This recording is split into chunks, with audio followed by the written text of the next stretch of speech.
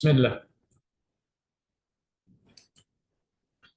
Assalamualaikum warahmatullahi wabarakatuh. Innal hamdalillah nahmaduhu wa nasta'inuhu wa nastaghfiruh wa natubu ilayh wa na'udzu billahi min shururi anfusina wa min sayyiati a'malina. Man yahdihillahu fala mudilla lahu wa man yudlil fala hadiya lahu. Asyhadu an la ilaha illallah wahdahu la syarika lah wa asyhadu anna Muhammadan 'abduhu wa rasuluh. Salawatullahi wa salamuhu alaihi نبينا وحبيبنا محمد صلى الله عليه وعلى آله وصحبه وسلم. قال الله تعالى في كتابه الكريم: يا أيها الذين آمنوا اتقوا الله حق تقاته ولا تموتن إلا وأنتم مسلمون. أما بعد. Ikhwani wa akhwati fiddin, rahimani wa rahimakumullah. Saudara-saudariku sekalian, Bapak Ibu sekalian yang semoga Allah tabaraka wa taala selalu memberikan keberkahan dalam kehidupannya.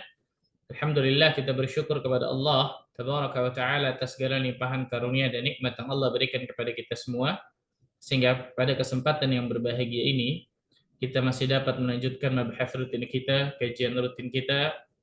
Dan hari ini insyaallah taala kita akan bahas tentang Kitabul Jami', hadis-hadis yang berbicara tentang adab, akhlak, doa dan juga zikir. Dan insyaallah taala pada kesempatan berbahagia ini insyaallah taala kita akan bahas dua hadis, yaitu hadis yang keempat dan juga hadis yang kelima. Salam dan salam semoga tercurah kepada Nabi Al-Karim, Nabi kita Muhammad sallallahu alaihi wasallam, Nabi akhir zaman, Nabi yang telah membawa kita dari zaman kejahilian, dari zaman kebodohan, dari zaman keterasingan akan ilmu menuju zaman yang terang benderang akan ilmu syar'i, itu zaman as-sunnah. Ikhwatal iman, rahimani wa rahimakumullah. Di hadis yang keempat yang diriwayatkan dari muttafaqun alaih dari sahabat Abdullah bin Mas'ud, kita akan berbicara tentang larangan berbisik antara dua orang. Kita langsung baca hadisnya. An Ibnu Mas'ud radhiyallahu anhu qala, dari Abdullah bin Mas'ud semoga Allah azza wa jalla meridainya, qala Rasulullah sallallahu alaihi wasallam, Rasul sallallahu alaihi wasallam bersabda, "Idza kuntum thalathatan fala yatanajathani dunal akhar." Jika kalian bertiga, maka janganlah dua orang berbicara atau berbisik-bisik berduaan, sementara yang ketiga tidak diajak.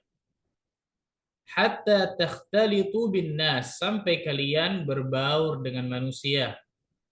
Min ajli anna dzalika yuhzinuhu, karena perbuatan ini akan membuat orang yang ketiga tadi itu bersedih. Hadis ini sahih, diriwayatkan muttafaqun alaih. Yang pertama kita bahas tentang sahabat yang mulia Abdullah bin Mas'ud radhiyallahu taala anhu arda. Kunyah beliau adalah Abu Abdurrahman. Abu Abdurrahman. Nama beliau Abdullah bin Mas'ud bin Ghafil al-Makki al-Muhajir al-Hudhali, dari suku Hudhali. Dan beliau sering dinasabkan oleh para ulama kepada ibunya, karena ibunya dipanggil Ummu Abdin. Nah, beliau biasa disebut dengan Ibnu Ummu Abdin. Ibnu Mas'ud masuk Islam, kita tahu bersama, termasuk orang-orang yang awal-awal masuk ke dalam Islam, Masya Allah. Dan kita tahu bersama dari Hudzail. Nah, Hudzail ini kan Al-Hudhali itu dari Hudzail. Al-Hudhali itu dari Hudzail. Ketika sang ayah meninggal saat perjalanan mencari nafkah, maka Ibnu Mas'ud kecil bekerja menggembala kambing milik orang Quraisy yang bernama Uqbah bin Abi Mu'ayth. Nah, kita tahu bersama Uqbah bin Abi Mu'ayth ini salah satu tetangga Nabi sallallahu alaihi wasallam, tapi kufur, naudzubillah. Mau berbuat keburukan kepada Nabi sallallahu alaihi wasallam. Nah, suatu hari ketika tengah bekerja, datanglah dua orang laki-laki kepada Abdullah bin Mas'ud. Ternyata itu adalah Nabi dan Abu Bakar. Maka kemudian Ibnu Sa'ad, Imam Ibnu Sa'ad menukilkan kisah pertemuan dalam kitab Tabaqatnya. Ala kuliah, intinya kemudian setelah mendengar surat dari Nabi SAW ayat, maka Abdullah bin Mas'ud masuk ke dalam Islam. Abdullah bin Mas'ud radhiyallahu taala anhu arda, ini fisiknya itu kurus, subhanallah. Kenapa saya ceritakan fisiknya? Karena nanti ada sesuatu yang istimewa dari fisik beliau. Beliau orang yang kurus, kemudian pendek, kulitnya kemudian agak coklat ke hitam, dan beliau tidak menyemir rambutnya, subhanallah. Beliau adalah orang yang luar biasa cerdas, masya Allah. Beliau adalah orang yang luar biasa cerdas. Salah satu ulama tafsir dari kalangan sahabat yang senior. Kalau junior kan Abdullah bin Abbas, betul ya? Nah, kalau Abdullah bin Mas'ud salah satu ulama tafsir dari kalangan sahabat yang junior, masya Allah. Diriwayatkan dalam sebuah riwayat yang hasan yang diriwayatkan Imam Ahmad, dihasankan Syekh Syuaib Al-Arnaud, Nabi Shallallahu Alaihi Wasallam memerintahkan Ibnu Mas'ud untuk memanjat sebuah pohon untuk membawakan siwak. Jadi subhanallah, Abdullah bin Mas'ud ini salah satu tugas yang diberikan kepada beliau untuk mengurus Nabi adalah kayu siwak dari Nabi Shallallahu Alaihi Wasallam itu biasanya dicarikan oleh Abdullah bin Mas'ud. Nah, manjat dulu pohon arak, pohon arak untuk mengambil kayu siwak. Ketika Abdullah bin Mas'ud kemudian manjat pohon tersebut, maka para sahabat tertawa melihat betisnya Abdullah bin Mas'ud yang sangat kecil, subhanallah. Kenapa saya ceritakan tadi kurus luar biasa nih. Jadi saking kurusnya beliau, hatta betis beliau tuh kecil luar biasa. Ketika beliau lagi manjat, kelihatan betis beliau. Maka Rasul Shallallahu Alaihi Wasallam bertanya, "Ma tadhakun?" Apa yang menjadikan kalian tertawa? Kenapa kalian tertawa? Maka sahabat mengatakan, Abdullah bin Mas'ud betisnya kecil banget, wahai Rasulullah SAW. Apa kata Nabi Shallallahu Alaihi Wasallam? La rijlu Abdullah athqalu fil mizan yaumal qiyamah min Uhud. Allahu Akbar. Sungguh kaki atau Abdullah bin Mas'ud itu tuh itu akan lebih berat dibandingkan gunung Uhud di timbangan di hari kiamat nanti. Allahu Akbar. Allahu Akbar, luar biasa, masya Allah. Luar biasa. Ini disebutkan oleh Nabi Shallallahu Alaihi Wasallam, saking istimewanya Abdullah bin Mas'ud. Nah, salah satu tugas mulia beliau adalah menyiapkan siwak. Sebagian mengatakan menyiapkan sekaligus sandal Nabi, kemudian tempat duduk Nabi, air Nabi, dan seterusnya. Nah, ini disebutkan tentang Abdullah bin Mas'ud radhiyallahu taala anhu. Secara singkat jelaskan karena panjang lebar pada ikatnya kalau kita berbicara tentang Abdullah bin Mas'ud. Intinya Abdullah bin Mas'ud adalah seorang dari kalangan para sahabat, salah seorang yang berilmu luar biasa. Dikenal salah satu sahabat yang paling tinggi ilmunya dan paling sering memberikan fatwa setelah Nabi Shallallahu Alaihi Wasallam meninggal. Imam Az-Zahabi menyebutkan Abdullah bin Mas'ud di antara deretan ulama yang luar biasa paling cerdas. Dan beliau termasuk fuqaha dan qari, ahli fikih dan juga qari, masya Allah. Dan murid-murid beliau luar biasa banyak yang tersebar. Murid-murid beliau luar biasa banyak yang tersebar, terkenal namanya madrasah Irak, madrasah dari Irak. Kalau dari Kufah itu kan Naam. Ketika Umar mengirim beliau ke Kufah, Abdullah bin Mas'ud kemudian mendirikan madrasah di Irak, di Kufah, betul. Kufah atau di Irak. Dan banyak murid-murid beliau, contoh Al-Qamah, Masruq, Al-Hasan Al-Basri, itu murid beliau tuh. Qatadah, Tawus, Ikrimah, Atha bin Abi Rabah, Makhul, Ibnu Sirin. Coba bayangkan ini nama-nama nggak main-main semua yang luar biasa. Itu dia. Itu semua Abdullah bin Mas'ud yang sangat luar biasa, masya Allah. Itu singkat dari Abdullah bin Mas'ud radhiyallahu. Kita bahas hadis ini, ikhwan. Nabi Shallallahu Alaihi Wasallam menyebutkan dalam hadis ini, jika kalian bertiga maka janganlah dua orang berbicara, berbisik-bisik, berdoa sementara yang ketiga tidak diajak. Hadis yang mulia ini menunjukkan kepada diri kita salah satu keagungan Islam. Dan kalau kita bahas tentang hadis dalam Kitabul Jami ini, masya Allah, hadis-hadis yang mungkin kelihatannya remeh, tapi ternyata itu menunjukkan tentang keagungan dan kesempurnaan Islam. Bayangkan Islam sampai mengatur sampai seperti detail ini nih, sedetail ini. Kalau kalian bertiga, jangan yang dua bisik-bisik, yang satu nggak diajak. Luar biasa, masya Allah. Di sini ternyata menunjukkan bagaimana agungnya dan sempurnanya Islam. Mengatur hal yang mungkin manusia itu melihat sepele. Tapi bisa jadi kemudian yang sepele itu bisa menjadi besar luar biasa. Salah satunya ini adab bergaul. Adab bergaul. Hadis ini menunjukkan kepada diri kita kesopanan yang sangat tinggi luar biasa. Sopan santun yang sangat tinggi ketika tiga orang sedang berkumpul, jangan dua orang yang lainnya kemudian berbisik-bisik mengabaikan yang ketiga. Mengabaikan yang ketiga, subhanallah. Nah, Nabi Shallallahu Alaihi Wasallam menyebutkan dalam akhir hadis min ajli anna dzalika yuhzinuhu, karena perbuatan itu bisa menjadikan orang ketiga itu bersedih. Nah, jadi tujuan Nabi Shallallahu Alaihi Wasallam melarang seseorang itu tidak boleh ketika bertiga hanya ngomong berdua, hanya berbisik berdua, yang tiga nggak diajak. Yang pertama ini, situasi seperti itu bisa menjadikan orang yang tidak diajak bicara tersebut bersedih, jelas. Yang pertama. Yang kedua, situasi seperti itu dapat menjadikan seseorang itu suudzon, buruk sangka. Betul ya? Wah, jangan-jangan ngomongin saya ini. Kan gitu ya? Jadi selain menimbulkan perasaan sedih, berbisik-bisik itu juga bisa menimbulkan prasangka yang buruk. Suudzon, subhanallah. Bisa jadi orang yang ketiga itu berpikir bahwa dua orang saudaranya ini sedang bicarain dirinya, padahal enggak mungkin. Dua orang saudaranya ini lagi gosipin dirinya, jangan-jangan, subhanallah. Makanya ngomong dua doang. Padahal mungkin tidak, subhanallah. Allahu Akbar. Islam menutup itu tuh. Saddu dzari'ah. Preventif. Menutup segala celah yang bisa mengantarkan seseorang kepada sesuatu yang lebih besar bahayanya. Nah, makanya dalam Al-Quranul Karim, Allah Azza wa Jalla menyebutkan dalam surat Al-Mujadilah ayat ke-10, innaman najwa minasyaitani liyahzunal ladzina amanu. Sesungguhnya najwa itu berbisik-bisik, itu dari syaitan untuk menjadikan orang yang beriman itu bersedih. Allahu Akbar. Ya, ini akibat yang akan timbul ketika seseorang berbisik-bisik tapi kemudian tidak mengajak yang lain. Ini menjadi pelajaran bagi diri kita nih. Bagaimana menjaga perasaan manusia itu penting luar biasa dalam Islam. Betul ya? Supaya orang ini nggak sedih, supaya orang ini nggak prasangka buruk, supaya orang ini bergaul dengan kita enak. Jadi menjaga perasaan manusia itu luar biasa penting dalam Islam.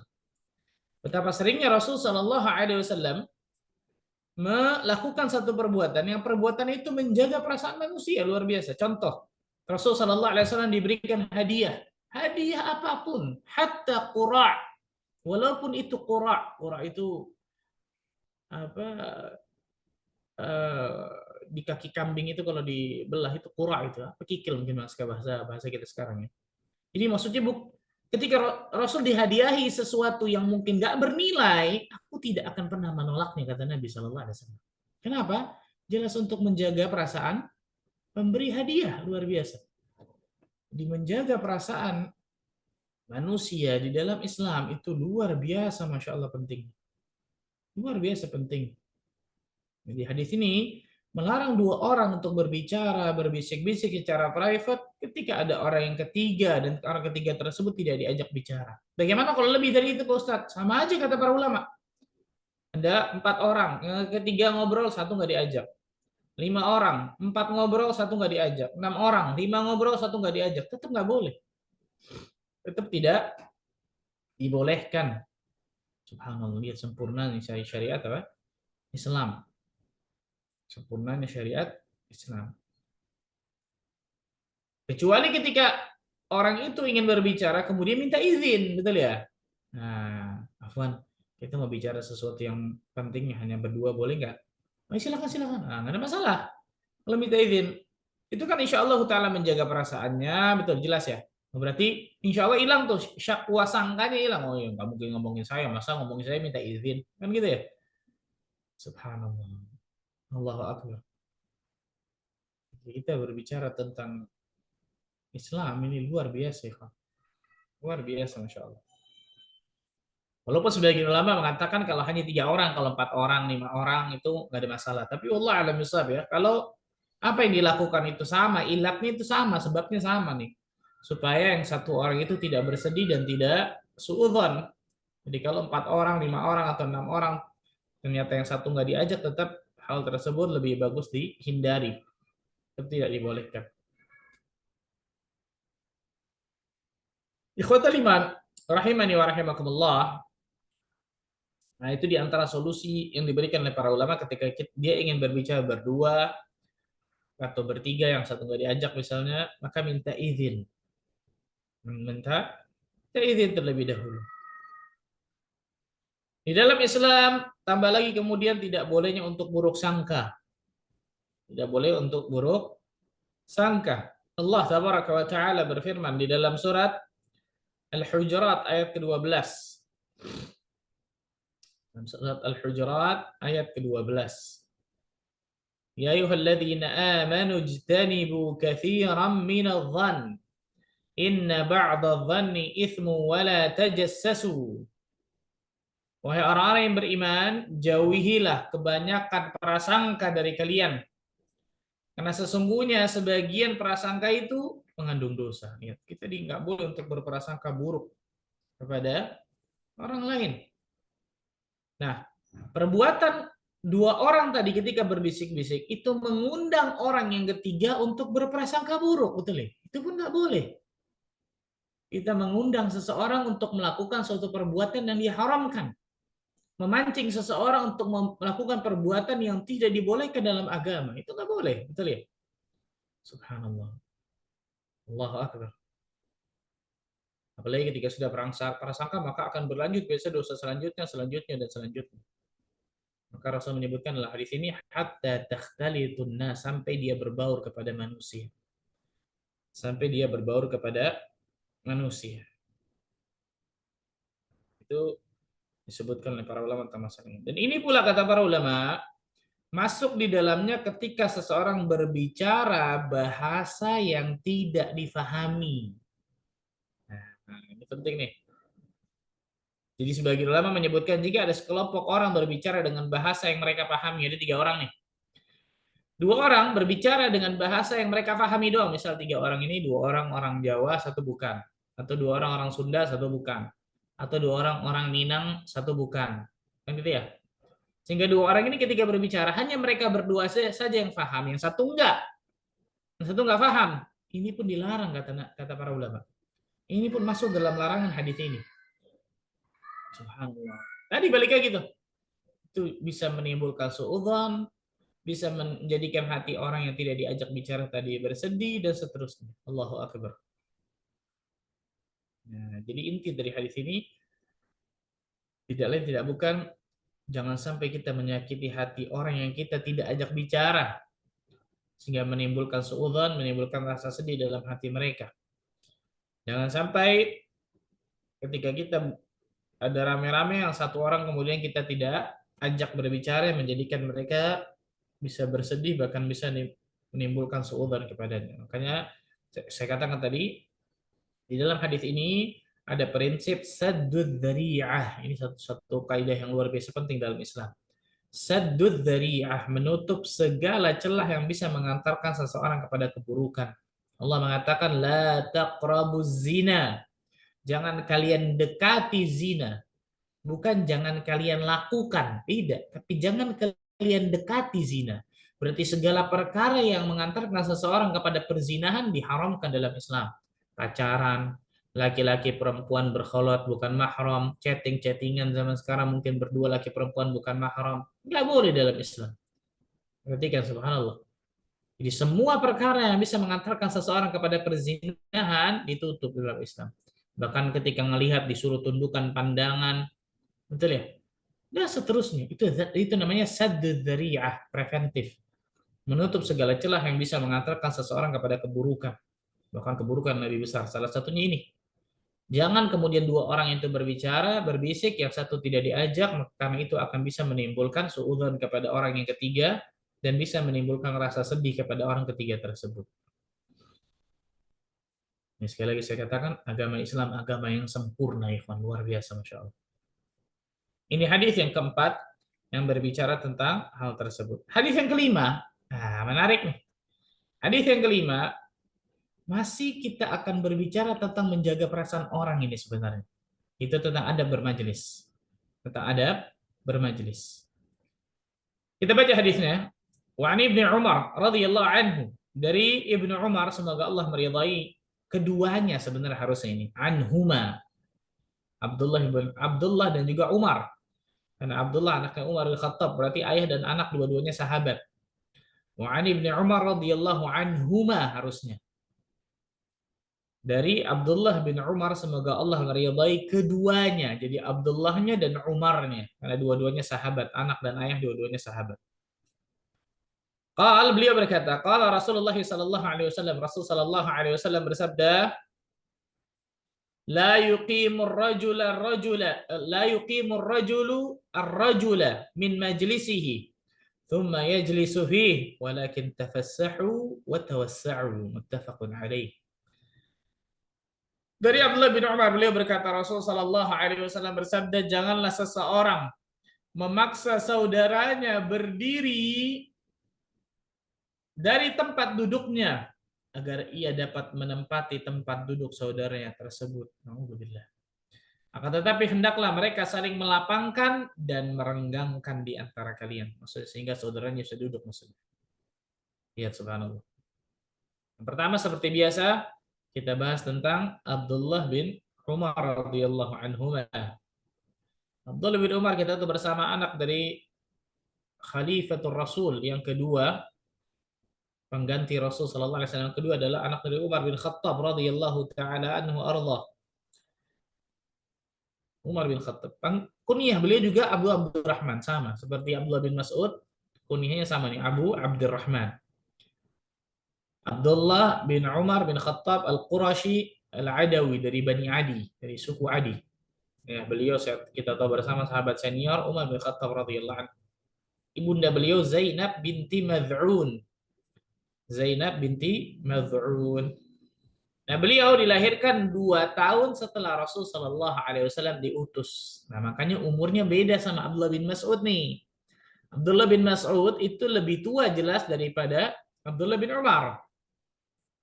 Abdullah bin Umar masuk ke dalam Islam saat berusia 4 tahun bersama ayahnya Umar bin Khattab pada tahun ke-6 setelah diutusnya Nabi Shallallahu Alaihi Wasallam, dan beliau juga hijrah ke kota Madinah. Dan beliau sangat luar biasa, ibadahnya rajin, termasuk orang yang saleh luar biasa, termasuk orang yang berilmu. Di antara 4 al-abadilah, 4 orang Abdullah yang sangat terkenal di kalangan sahabat, yang semuanya juniornya, semua umurnya kurang lebih sama. Abdullah bin Mas'ud nggak masuk ke sini nih, kenapa? Karena umurnya di atas dari 4 orang ini. Yang pertama Abdullah bin Umar, anaknya Umar bin Khattab. Yang kedua Abdullah bin Zubair, anaknya Zubair bin Awam. Yang ketiga Abdullah bin Abbas, anaknya Al-Abbas bin Abdul Muttalib. Yang terakhir Abdullah bin Amr bin As, anaknya Amr bin As. Ini 4 namanya Al-Arba' Al-Abadilah. 4 Abdullah. 4 Abdullah yang 4-4-nya keilmuannya, kesalehannya luar biasa. Abdullah bin Umar, anaknya Umar bin Khattab. Abdullah bin Abbas, anaknya Al-Abbas bin Abdul Muttalib. Abdullah bin Zubair, anaknya Zubair Ibn Awam. Abdullah bin Amr bin As, anaknya Amr bin As. Ini 4 nih. Terkenal Al-Arba'ah Al-Abadilah. 4 orang yang namanya Abdullah. Rasul sallallahu alaihi wasallam pernah mengatakan tentang Abdullah bin Umar, "Ni'mar rajul Abdullah law kana yusalli minal lail." Sebaik-baik laki-laki itu Abdullah bin Umar kalau seandainya dia mau mengerjakan salat malam. Jadi hadis ini ada panjang nih ternyata. Jadi Abdullah bin Umar tiba-tiba mimpi dibawa oleh malaikat, 2 malaikat melihat neraka. Neraka seperti ini, wah mengerikan. Pagi-paginya Abdullah bin Umar bercerita kepada Hafsah, Hafsah istri Nabi, saudaranya Abdullah bin Umar, betul ya? Disampaikanlah mimpi Abdullah bin Umar ini kepada Nabi. Maka Rasul ngomong ini, ni'mar rajul Abdullah law kana yusalli minal lail. Sebaik-baik laki-laki itu Abdullah bin Umar tuh kalau seandainya dia mau salat malam. Karena beliau kan nggak salat malam, berarti itu mimpi sampai apa? Subuh. Subhanallah, Mas. Ketika mendengarkan, ini menarik nih. Ketika mendengarkan hadis ini nih, sebaik-baik laki-laki Abdullah seandainya dia mau salat malam. Seandainya dia mengerjakan salat malam. Apa kata Abdullah? Semenjak mendengar ucapan itu, Abdullah bin Umar tidak pernah meninggalkan 1 malam pun kecuali beliau sholat. Ini kata para sahabat. Meninggal Abdullah bin Umar, subhanallah. Kemudian salah satu murid beliau yang terkenal Nafi'. Nah, Imam Nafi'. Imam Nafi' menceritakan kan Ibnu Umar yahya baina yahya baina zuhur ila al-asr. Abdullah bin Umar adalah orang yang gemar menghidupkan antara waktu zuhur dengan asar dengan ibadah. Yang antara zuhur dengan asar itu biasa menghidupkan dengan ibadah kepada Allah. Taus bin Kaisan juga murid beliau. Istimewa yang luar biasa dari Abdullah bin Umar, masya Allah. Itu cara singkat tentang Abdullah bin Umar. Kemudian kita masuk ke hadis. Rasul sallallahu alaihi wasallam mengatakan la yuqimur rajulur rajula min majlisih. Jangan seseorang duduk mengusir orang lain dari tempat duduknya. Itu jangan seseorang memaksa seseorang saudaranya berdiri dari tempat duduknya sehingga dia mau duduk di situ. Tsumma yajlisu fi. Kemudian dia duduk di situ. Walakin tafassahu wa tawassa'u. Akan tetapi berilah kelonggaran dan keluasan. Hadis ini, ikhwan, mengajarkan dua adab yang penting dalam bermajlis. Hadis ini mengajarkan dua adab yang penting di dalam apa? Bermajlis. Adab yang pertama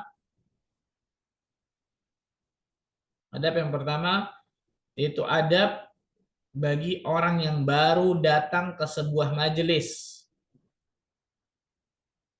Adab bagi orang yang baru datang ke sebuah majelis.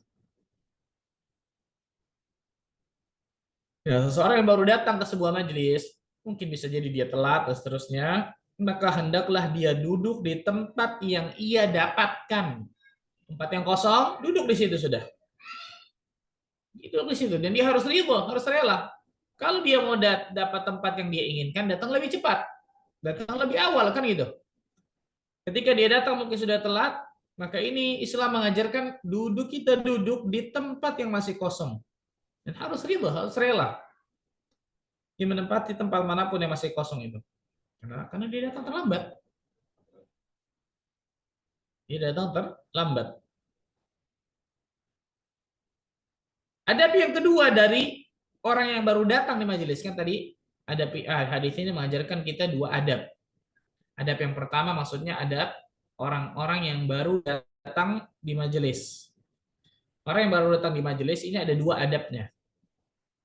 Orang yang baru datang di majelis ada dua adabnya. Yang pertama, dia duduk di tempat yang kosong. Yang kedua, tidak boleh dia memaksakan diri untuk menyuruh orang lain untuk bangun sehingga dia duduk di situ. Ini tempat duduk saya nih, minggir-minggir. Nggak boleh. Nggak boleh, subhanallah. Ini adab bagi orang yang baru datang di majelis tadi. Datangnya telat jelas pasti. Kalau seperti ini kan. Nggak boleh dia menyuruh orang berdiri, orang itu pindah, dia duduk di situ. Subhanallah, nggak boleh. Karena itu, naudzubillah min dzalik, bukti egois, bahkan keangkuhan, dan Islam membenci tentang masalah hal tersebut jelas. Islam mewajibkan seorang muslim dan muslimah mempunyai sikap tawadhu', menghormati orang, menghargai orang, menjaga perasaan orang. Nah, tadi itu sama nih, menjaga perasaan orang. Ketika orang itu kita tiba-tiba apa? Suruh bangun, pindah, orang itu akan nanya, siapa ini orang? Oh, tiba-tiba saya diusir, dia duduk di situ, subhanallah. Allahu Akbar.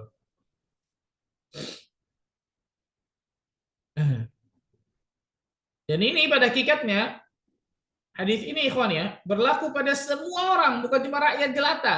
Betul ya? Pada semua orang. Ketika dia duduk di satu majelis sama pada hakikatnya. Sama. Misal dia hadir sholat 5 waktu, sholat Jumat, sholat Id, majelis taklim, dan seterusnya. Maka adab ini tetap harus dijalankan. Adab ini harus tetap dijalankan. Allahu Akbar. Ini adab yang pertama bagi orang yang baru datang ke majelis, ke sebuah majelis. Ada dua adabnya tadi ya. Duduk di mana yang kosong dan jangan pernah memaksa orang, menyuruh orang untuk berdiri sehingga dia duduk di tempat tersebut. Yang kedua, adab bagi hadirin, orang yang duduk. Nah, orang yang sudah duduk di situ, hadirin, adabnya tidak lain tidak bukan adalah apa? Melapangkan agar teman-teman, saudara-saudara bisa duduk di situ. lapangkan. Dan orang yang sudah duduk itu saling berlapang-lapang, meluaskan, merenggangkan barisan duduk agar ada tempat sehingga orang yang telat bisa duduk di situ. Nah, ini enggak nih, kebanyakan ketika kajian nggak mau maju, betul ya? Atau di tempat besar-besar dan seterusnya, lapangkan sehingga orang yang nanti mungkin datang terlambat bisa tetap duduk. Subhanallah, agungnya syariat Islam luar biasa. Adab bermajelis luar biasa yang mungkin orang melihatnya itu sepele, diatur dengan jelas luar biasa dalam Islam. Diatur dengan jelas dalam Islam. Kalau kita bicara yang ideal, maka jelas Islam melarang seseorang untuk terlambat hadir di majelis ilmu, kan gitu ya? Itu jelas. Nah, ketika atau terlambat hadir pada majelis-majelis apapun, contoh salat Jumat, makanya kan ada larangan untuk melangkahi pundak-pundak hadirin, betul ya? Pundak-pundak orang yang sudah duduk. Itu kan bisa menjadikan apa? Orang yang sudah duduk tersebut terganggu, kemudian bisa sedih hatinya dan seterusnya. Allah Azza wa Jalla berfirman di dalam surat Al-Mujadilah ayat ke-11. Surat Al-Mujadilah ayat ke-11. Ya ayyuhalladzina amanu idza qila lakum tafassahu fil majalisi fafsahu yafsahillahu lakum. Wahai orang-orang yang beriman, jika dikatakan kepada kalian lapangkanlah, renggangkanlah majelis-majelis kalian, maka lapangkanlah, renggangkanlah majelis kalian. Niscaya Allah akan memberikan kelapangan kepada kalian. Allahu Akbar. Disebutkan dalam tafsir Al-Baghawi, yafsahillahu lakum, makna dari firman Allah akan memberikan kelapangan bagi kalian, yuwassi'allahu lakumul jannah wal majalisa fiha. Yaitu Allah akan memperluas surga bagi kalian dan memperluas tempat-tempat duduk di surga. Allahu Akbar. Imam Asy-Syaukani menyebutkan, yafsahillahu lakum, makna firman Allah, Allah akan melapangkan kepada kalian, yuwassi'allahu lakum fil jannah. Niscaya Allah akan berikan kelapangan bagi kalian di surga. Au fi kulli ma turiduna tafassuha fihi fil makan wa rizq wa ghairihi. Ini lebih umum nih.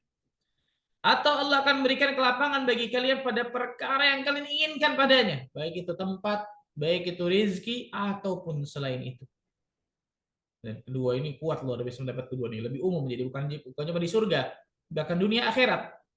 Di surga Allah lapangkan, di dunia juga tempat mereka, rumah mereka bisa jadi rizki mereka luar biasa, masya Allah. Allahu Akbar.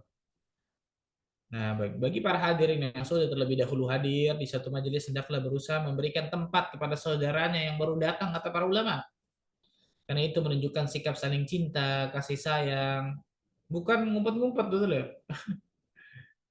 Tapi benar-benar bahkan memanggil saudaranya, memanggil saudaranya. Dan ayat ini berbicara, surat Al-Mujadilah ayat 11 ini berbicara tentang al-jaza min jinsil amal.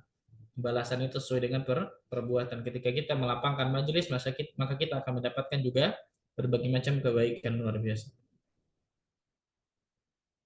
Ikhwatul iman, rahimani wa rahimakumullah. Sekali lagi kita katakan di hadis yang kelima ini, hadis ini menunjukkan bagaimana keagungan dan kesempurnaan Islam. Islam mengatur dengan detail bagaimana hidup dan kehidupan manusia agar manusia itu mendapatkan kebahagiaan. Salah satunya tadi menjaga perasaan. Salah satunya ada bermajelis dalam hadis yang lebih khusus. Mungkin yang sepele manusia yang melihatnya tapi sangat luar biasa, masya Allah. Sangat luar biasa. Dan saya katakan tadi majelis ini maksud ini majelis sifatnya umum ya. Majelis ilmu, salat Jumat, majelis Al-Quran dan As-Sunnah dibacakan di dalamnya. Bukan majelis gibah, nggak ada majelis gibah di situ. Buruk kalau majelis gibah, tinggalkan jelas. Ini juga tuh subhanallah berlaku, terutama perhatikan bagi laki-laki terutama. Ketika dia sudah terlambat, kemudian dia memaksakan diri mau di soft awal atau soft terdepan. Kalau dia mau di soft awal, soft terdepan, datang duluan. Perhatikan ini. Ini sudah terlambat, memaksakan diri sampai masuk luar biasa, high speed luar biasa, soft awal atau soft terdepan. Ini zalim nih, perhatikan baik-baik. Niatnya baik, caranya salah. Dan diambil hak orang itu di situ, nggak boleh. Kalau dia mau soft terdepan atau soft bagian soft depan atau soft awal, maka datang lebih dulu. Datang lebih Lebih dulu, subhanallah. Datang lebih dulu. Mungkin di sini akan timbul satu pertanyaan. Ustaz, bagaimana jika seseorang dihormati, atau seseorang ustadz, atau seseorang yang punya jabatan mungkin datang terlambat? Nah, subhanallah, betul ya. Jika ada seorang ustadz, seorang dihormati, seorang yang mungkin tadi saya katakan punya jabatan terlambat, kemudian murid-muridnya atau orang yang telah hadir merasa segan memberikan tempat kepada ustadz tersebut atau kepada orang tersebut, gimana tuh? Ternyata ini pernah terjadi pada Abdullah bin Umar radhiyallahu anhu. Hadis ini diriwayatkan dari Abdullah bin Umar, betul ya? Ini pernah terjadi pada Abdullah bin Umar. Abdullah bin Umar menunjukkan bahwa disebutkan suatu ketika Ibnu Umar datang terlambat di suatu majelis dalam Al-Adabul Mufrad nih. Maka para hadirin pun berdiri meminta beliau agar duduk di posisi mereka. Ulama luar biasa, masya Allah, betul ya? Dan rasa hormat mereka kepada Abdullah bin Umar dan seterusnya.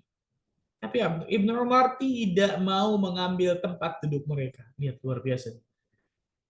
Abdullah bin Umar nggak mau mengambil tempat duduk mereka. Subhanallah. Kenapa? Itu disebabkan sifat wara' beliau. Sifat wara'. Waw, ra, ain. Wara'. Apa itu wara'? Meninggalkan segala sesuatu yang ditakutkan ada madaratnya di hari kiamat. Itu wara'. Kalau zuhud kan meninggalkan segala sesuatu yang tidak bermanfaat untuk hari akhiratnya. Itu zuhud. Nah, kalau wara' meninggalkan segala sesuatu yang ditakutkan ada hukuman, ada madaratnya di hari akhirat. Itu wara'. Jadi Abdullah bin Umar takut nih masuk ke larangan hadis tadi itu. Sehingga ketika orang mempersilahkan dia duduk, orang itu bangun nggak mau duduk Abdullah bin Umar. Itu sifat wara' beliau. Itu sifat apa? Wara'. Kecuali jika khawatir penolakan itu maka malah justru akan menyinggung perasaan orang yang menawarkan. Nah, itu lain cerita, betul ya? Dia memang siapkan tempat ini nih. Tempat ini sengaja didudukin mungkin, kan gitu ya? Supaya ketika orang saya tahu, fulan ini datang terlambat mungkin karena dia ngasih kabar. Maka dia didudukin dulu supaya ketika orang itu datang, persilahkan. Kalau kita nggak duduk, itu lebih besar, betul ya? Bisa jadi kemudian menyinggung orang tadi, bahkan menjadikan hati dia sedih, kan gitu ya? Duduk nggak apa-apa. Atau tempat-tempat yang memang sudah dikhususkan, misal bagian depan. Contoh antum di Masjidil Haram, di bagian belakang Masjidil Haram nggak bisa antum belakang di situ. Kebanyakan di situ adalah siapa? Ulama, kemudian pengganti imam Masjidil Haram yang lain, kan gitu ya? Makanya subhanallah di belakang imam itu orang yang siap menggantikan imam. Di belakang persis imam itu jangan anak kecil mungkin. Jangan semua. Kalau anak kecil di samping mungkin kan gitu ya. Pinggir. Contoh Masjidil Haram, antum memaksakan diri, antum mau belakang imam pokoknya. Antum imam Masjidil Haram bukan, Masjid Nabawi bukan, betul ya? Ini jangan, ini tidak jelas. Atau pada satu acara yang memang ada nama-namanya, fulan, fulan, fulan, fulan, fulan. Jelas kalau itu namanya kan gitu. Jadi, jangan duduk di situ jelas. Nah, itu kan yang cerita. Subhanallah. Subhanallah. Syekh Muhammad bin Shalih Al-Utsaimin diceritakan subhanallah seorang polisi, beliau datang terlambat ketika di Masjidil Haram ini. Maka beliau masuk ingin ke saf awal. Saf awal itu memang disediakan untuk beliau. Kita tuh ulama besar, Syekh Ibnu Utsaimin luar biasa rahimahullah taala. Ternyata ada satu polisi yang sudah senior ngelihat polisi yang junior nggak kenal ternyata sama Syekh Ibnu Utsaimin. Nggak kenal yang polisi junior nih. Ketika Syekh mau ke depan, ditahan sama polisi yang junior. Mau kemana engkau, pria tua? Nggak boleh ke sini. Di depan hanya dikhususkan imam haram dan ulama. Kata Syekh Ibn Utsaimin, bagaimana kalau para ulama itu terlambat? Ya, kalau ulama itu terlambat. Pokoknya nggak boleh. Kita tahu bersama. Polisi di sana kalau enggak, ya enggak, titik udah. Kan gitu ya. Pokoknya nggak boleh sudah. Maka Syekh kemudian, enggak, beliau tidak ngomong saya Ibn Utsaimin yang punya hak itu tuh. Beliau nggak ngomong itu, lihat ulama. Tawadhu'nya luar biasa. Maka beliau cari jalan yang lain. Kemudian ketika mau masuk ketemu lagi sengaja, ternyata polisi itu yang junior itu ngeliatin tuh. Liatin, dicegat lagi sama polisi itu. Mau kemana kau pria tua? Nggak boleh, itu untuk imam haram dan juga ulama. Bagaimana kalau ulama itu datang terlambat? Masa saya nggak boleh di situ? Pokoknya nggak boleh. Cari lagi jalan lain. Dihadang lagi sama polisi itu. Sampai berkali-kali subhanallah. Melihat kejadian tersebut, polisi yang senior tadi itu yang kenal oleh Syekh Ibnu Utsaimin memanggil polisi junior. Woi Bulan, dari jauh sini. Dipanggil. Dibisikkan, polisi junior itu berlari luar biasa ke Syekh. Langsung kemudian meraih tangannya, mencium jidatnya. Kenapa engkau nggak katakan engkau Syekh Muhammad bin Shalih Al-Utsaimin, luar biasa. Dia tawadhunya ulama ya. Syekh bin Utsaimin melihat kepada polisi senior sambil kemudian menggelengkan kepala dan tangan. Maksudnya kenapa engkau kasih tahu aku Syekh bin Utsaimin, luar biasa. Allahu akbar. Dia tawadhunya ulama, masya Allah. Nggak ada tuh, ente nggak kenal saya. Nggak ada tuh ulama kayak gitu, nggak ada gitu. Nah, satu ulama subhanallah Allah takdirkan datang terlambat di satu majelis. Majelis itu harusnya diisi sama dirinya. Jadi ada beberapa masyayikh yang isi, ada beberapa. Satu syekh ini telat. Kemudian tempat itu sudah penuh luar biasa, maka syekh itu duduk di belakang di tempat sendal-sendal. Bayangkan. Karena tempat itu aja yang kosong, duduk situ. Orang yang lihat kaget luar biasa. Syekh, ngapain kau duduk sini? Kau kan di depan harusnya. Biarkan. Biarkan yang lain dulu, nanti saya biarkan yang terakhir ngomong. Ketika saya yang terakhir ngomong, nanti saya ke depan. Bayangkan, tawadhu. Ini mengajarkan besar pelajaran bagi diri kita. Ikhwan. Siapa kita? Nggak ada apa-apanya. Nabi Shallallahu Alaihi Wasallam saja memiliki sifat tawadhu yang sangat luar biasa. Para sahabat, para ulama salafus saleh, nggak ada sifat ujub, bangga akan dirinya, sombong mengangkat dirinya lebih daripada orang lain. Nggak ada subhanallah. Nah ini disebutkan para masalah ini. Ikhwatul iman, rahimani wa rahimakumullah. Sebagian ulama menyebutkan kenapa hal tersebut itu tidak dibolehkan.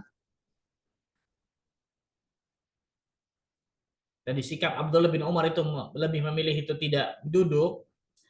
Karena beliau tidak ingin mengambil hak orang lain meskipun orang lain itu merelakan karena menghormati beliau.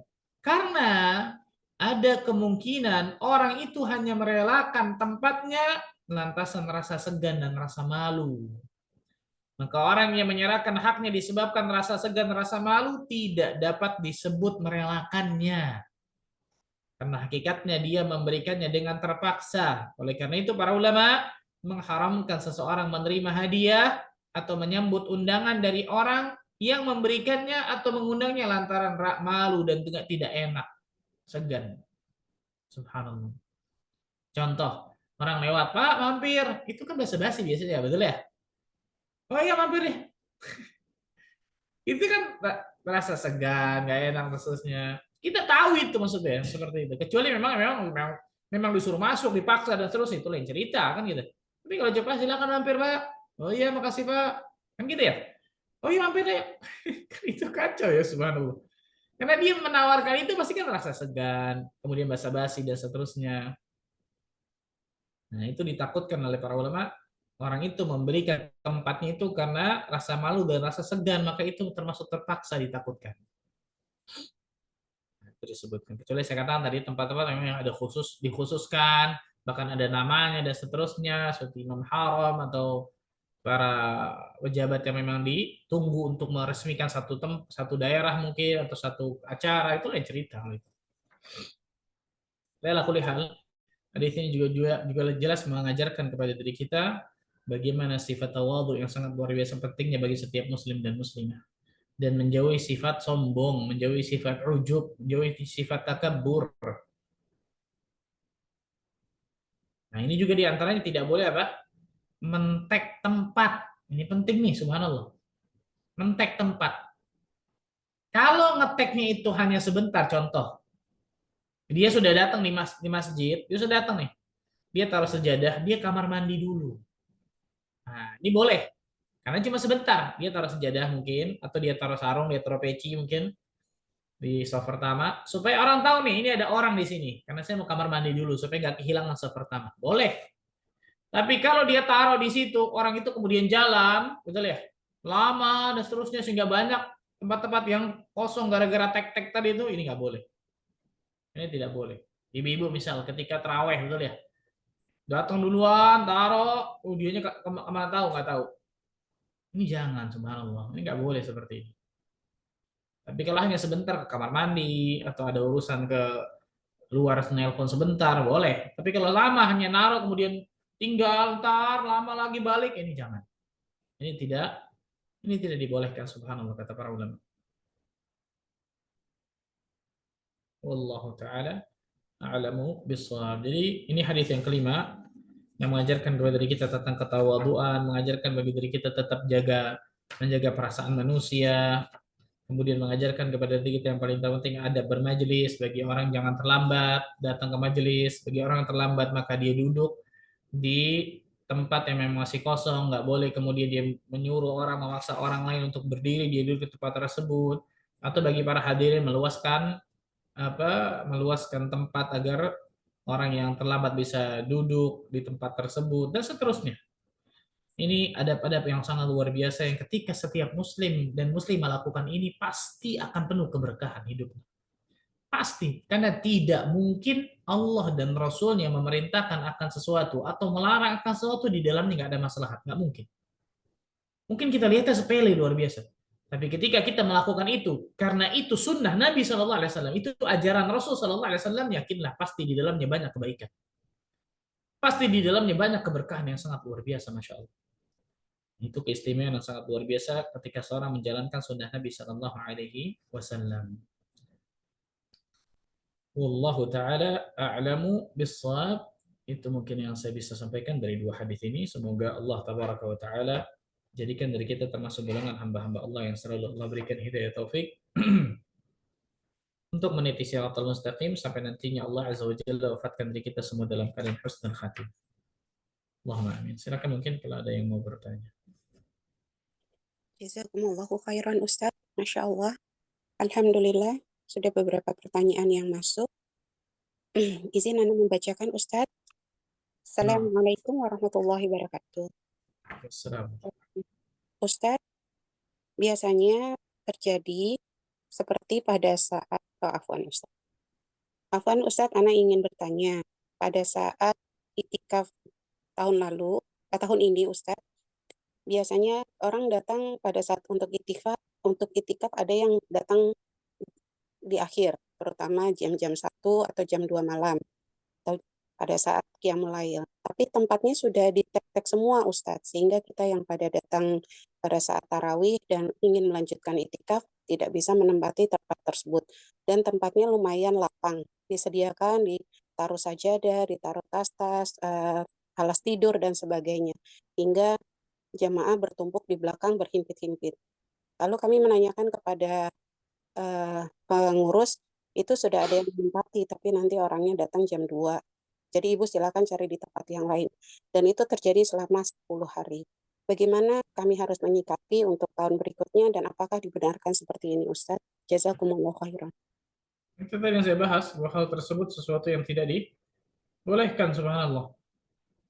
Sesuatu yang tidak dibolehkan, kecuali saya katakan tadi hanya sebentar. Dia hanya ke kamar mandi, dia hanya mungkin telepon sebentar, dia hanya keluar sebentar balik lagi. Kalau kemudian ditaruh nanti jam 2 baru datang dan seterusnya, padahal mungkin itu saf-saf awal. Ini nggak boleh. Ini nggak boleh, dilarang oleh para ulama, subhanallah. Dilarang oleh para ulama masalah ini, bayangkan, subhanallah. Yang petugas Jumat saja oleh Syekh Muhammad bin Shalih Al-Utsaimin hanya boleh satu atau dua orang kalau nggak salah yang di tag depannya tuh, yang pengganti imam, muadzin kan gitu ya. Yang lain nggak boleh. Salah khatibnya misal, biasanya kan ada ini tempat khatib, ini tempat muadzin kan gitu ya. Udah dua aja sudah, jangan pakai lebih. Dengan 3, 4, 5 banyak luar biasa. Itu Syekh Muhammad bin Shalih Al-Utsaimin itu melarangnya masalah itu, bayangkan. Sampai seperti itu.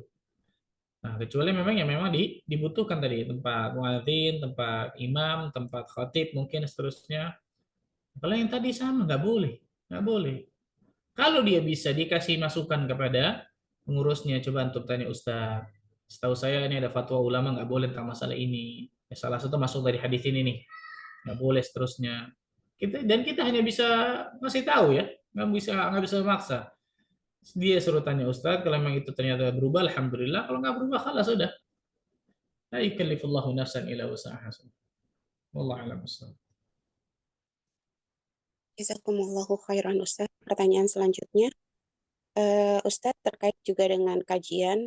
Karena kemarin kajian di salah satu masjid besar di Jakarta Selatan. Kami semua berkumpul hingga ratusan orang di bawah tidak bisa masuk. Ini kebetulan daurah Ustadz. Tapi ternyata kata teman Ana yang sudah masuk lebih dulu, orang di depan duduk berselonjor. Jadi kalau diisi mungkin bisa terisi lebih dari 100 orang. Tapi panitianya tidak mau merapat-rapatkan. Padahal di bawah orang berkerumun dan akhirnya tidak bisa ikut dan pulang kembali. Kami sudah menasehatkan bahwa tolong supaya hal seperti ini jangan sampai terjadi lagi. Tapi mereka menjawabnya, ya siapa cepat-cepat dia dapat. Padahal sebenarnya lapang sekali di dalam masjid itu, Ustaz. Bagaimana menyikapi hal ini, Ustaz? Jazakumullahu khairan. Sama kayak tadi, kita hanya bisa menyampaikan, ngapain mau berantem, mau buruk kan nggak bisa, subhanallah. Kita hanya bisa menyampaikan, setahu saya itu masih lapang, kemudian orang nyelonjor dan seterusnya, kan gitu ya. Orang mau terima alhamdulillah, kalau nggak terima ya qadar Allah, sudah selesai berarti tugas kita. Keesokan harinya mungkin kewajiban apa yang kita harus lakukan berarti ya mungkin datang lebih awal. Kemudian selanjutnya pula husnudzon aja, berbaik sangka mungkin panitia bisa jadi nggak tahu atau panitia kemudian atau orang-orang di situ memang kakinya banyak yang sakit dan seterusnya. Ala kulihal, kita mau datang kajian karena ingin kita dapatkan pahala. Jangan gara-gara kita datang kajian akhirnya dapat dosa karena suudzon dan seterusnya. Ketika kita dapat di situ kemudian duduk daur alhamdulillah, nggak dapat misal kemudian harus pulang karena mungkin tempatnya nggak cukup, kita pulang selesai. Masih banyak kajian-kajian yang lain dan daurah-daurah lain yang bisa kita hadiri. Kita praktekkan ilmu yang telah kita ketahui. Kita praktekkan ilmu kita ketahui tadi. Kalau kita mau nasihati panitianya silahkan kita nasihati. Setahu saya ini seperti ini bagusnya dan seterusnya. Terima, alhamdulillah orang tersebut nggak terima, selesai tugas kita. Tinggal sikap kita. Khusnudzan kepada orang lain, coba saya cari tempat yang lain lah. Majlis ilmu kan insya Allah banyak dan seterusnya. Selesai. Nggak usah pakai suudzon, nggak usah pakai ini, nggak usah pakai kesel dan seterusnya. Wallahu ta'ala itu lebih ahsan. Itu lebih ahsan. Karena yang seperti ini ditakutkan membuka pintu syaitan dalam hati kita. Membuka pintu syaitan dalam hati kita. Maka husnudzan saja. Jazakumullahu khairan Ustaz. Pertanyaan selanjutnya, Assalamualaikum warahmatullahi wabarakatuh. Assalamualaikum Ustaz. Izin bertanya, Ustaz, putra Ana alhamdulillah sangat cerdas dan sudah menerima beberapa lowongan kerja di perusahaan-perusahaan asing di bidang perminyakan. Tapi belakangan karena mengenal seorang ikhwan, lalu dia belajar bahasa Arab dan akhirnya dia memilih untuk menjadi guru bahasa Arab. Ana sangat marah Ustadz karena kami orang tua sudah menyekolahkannya mahal-mahal. Diharapkan bisa bekerja di tempat yang juga sesuai. Padahal gaji yang ditawarkan besar dalam US dollar. Sedangkan kalau kerja jadi guru bahasa Arab gajinya cuma 500 sampai 1 juta. Kata anak saya, Ibu, Al-Quran itu bahasanya penduduk surga. Karena saya marah, saya bilang, emang kamu udah yakin kamu masuk surga? Nah, lalu anak saya menjawab lagi dengan lembut, Ibu, kita wajib untuk belajar bahasa Arab. Apakah anak saya termasuk anak durhaka ya Ustadz? Karena selalu membantah ibunya walaupun dengan lembut dan tidak mau menuruti keinginan saya. Mohon nasihatnya untuk dia Ustadz dan untuk saya. Jazakumullahu khairan. Yang harus dilakukan oleh ibu yang bertanya bersyukur kepada Allah Azza wa Jalla. Mungkin jawabannya mungkin tidak sesuai dengan apa yang diinginkan ibu. Kenapa? Betul apa yang dikatakan anaknya. Sebagian ulama itu sampai luar biasa menyebutkan tentang wajibnya seorang muslim dan muslimah mempelajari bahasa Arab satu. Walaupun pendapat yang lebih rajih tidak sampai fardu ain, tapi fardu kifayah. Wajibnya wajib kifayah. Tapi pada hakikatnya bukan berarti tidak boleh, subhanallah. Berapa banyak orang-orang, contoh, Al-Ustadz Al-Fadhil, Ustadz Firanda, itu dulunya teknik kimia di UGM. Allah takdirkan kemudian beliau, saya lupa, keluar atau selesai, saya lupa, kalau nggak salah nggak sampai selesai. Allah takdirkan kemudian masuk ke mau belajar bahasa Arab di Jamilur Rahman. Setelah itu ada tes Madinah, ngetes, Allah takdirkan sampai S3, S1, S2, S3. Sampai sekarang kita lihat Dr. Firanda Andirja. hafizahullah taala, manfaat kepada umat luar biasa besar. Al-Ustaz Al-Fadhil, Ustaz Amin Nurbait, teknik nuklir itu, UGM. Saya lupa lulus atau tidak, subhanallah. Ternyata Allah takdirkan lebih memperdalam apa? Bahasa Arab, memperdalam ilmu agama Allah dan seterusnya. Sekarang kita lihat bagaimana manfaat besar untuk umat Ustaz Amin Nurbait, hafizahullah taala. Maksud saya ingin katakan, ketika anak ibu kemudian lebih memilih ke situ, mungkin betul apa yang dikeluarkan dari kuliah itu mahal, masya Allah, teknik perminyakan itu luar biasa mahal, ratusan juta dan seterusnya. Tapi ketika anak ibu kemudian lebih memilih bahasa Arab, atau lebih memilih tahsin Al-Quran, atau lebih memilih apa mempelajari agama, bahkan menjadi seorang yang berilmu akan ilmu agama Allah, itu bukan suatu celaan, itu bukan suatu aib, itu bukan suatu keburukan. Subhanallah. Kebanyakan kacamata manusia memandang kebahagiaan itu yang penting nilai gajinya besar, hartanya banyak, bahagia. Siapa yang bilang? Berapa banyak orang kaya di luar sana nggak dapatkan kebahagiaan luar biasa. Tapi ilmu agama Allah Azza wa Jalla pasti memberikan kebahagiaan. Salah satu ilmu agama jelas bahasa Arab. Salah satu ilmu agama Al-Quranul Karim yang berbahasa Arab jelas kan gitu.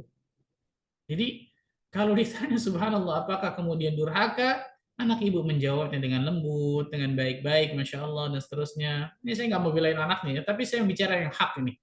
Saya bicara yang hak karena kebanyakan orang tua memandang kacamata kebahagiaan itu kacamata duniawi doang. Ini salah. Kacamata duniawi saja. Ketika anak ini kuliah S1, S2, perusahaan terkenal, US dollar dan seterusnya, wah, masya Allah bahagia. Bukan nggak boleh, bukan nggak boleh. Bukan cuma itu kebahagiaan, perhatikan. Bukan cuma itu kebahagiaan. Sehingga berapa banyak orang tua yang ketika melihat anaknya mendalami ilmu agama, salah satu bahkan ilmu agama tertentu, contoh tadi bahasa Arab, mau ngapain? Hanya gajinya segini, seterusnya. Tapi pandangannya duniawi banget gitu, subhanallah. Sayang, subhanallah. Dan saya minta maaf, mungkin jawabannya tidak sesuai dengan apa yang diinginkan ibu, subhanallah. Tapi saya harus ngomong yang hak, subhanallah. Qulil haq walau kana murran. Katakan hak walaupun itu pahit. Bisa jadi Allah tabaraka wa ta'ala takdirkan anak ibu mendapatkan doa yang luar biasa yang mendoakan orang tuanya mendapatkan keberkahan dari kehidupan orang tua dan kehidupannya. Dari belajar bahasa Arabnya, dari belajar ilmu agamanya. Bisa jadi anak ibu yang sekarang Masya Allah yang saya lihat, Allah alam kelihatannya Masya Allah salih luar biasa, punya doa yang istijabah mendoakan orang tuanya agar terlepas dari neraka masuk ke dalam surga. Yang bisa jadi itu tidak didapatkan bagi orang yang kerja di kantoran. Yang seterusnya. Betul ya? Sekali lagi saya minta maaf, subhanallah ketika memang jawabannya tidak sesuai dengan apa yang diinginkan, subhanallah. Tapi kita harus buka ini, kita harus buka kepala kita. Orang yang sudah ngaji, kenal kajian sunnah, menuntut ilmu agama Allah, maka pandangan hidupnya itu harus berubah.